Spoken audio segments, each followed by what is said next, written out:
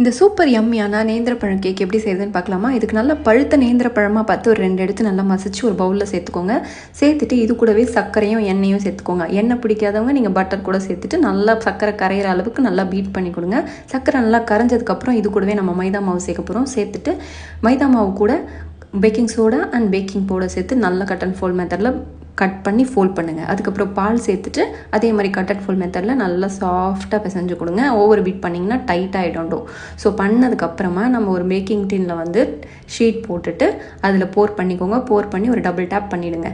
பண்ணதுக்கப்புறமா நம்ம அவனில் 200 டிகிரி செல்சியஸ் அதாவது ஒரு 40 மினிட்ஸ் நீங்கள் வந்து பேக் பண்ணி எடுத்திங்கன்னா செம்ம சூப்பரான டேஸ்டியான நேந்திரப்பழ கேக் ரெடி ஆகிடும். செஞ்சு பார்த்துட்டு எப்படி வந்திருக்குன்னு சொல்லுங்கள். எங்கள் வீட்டில் எல்லாருக்கும் வாசனை பொறுக்காமல் கடகடன் சீக்கிரமாக ஃபாஸ்ட்டாக சாப்பிட்டு முடிச்சிட்டாங்க. ஸோ நீங்கள் பொறுமையாக ஆற வச்சு சாப்பிடுங்க. இதே மாதிரி சூப்பர் ரெசிபியோடு வந்து பார்க்குறது வரைக்கும் ஹாப்பி குக்கிங் அண்ட் பாய்.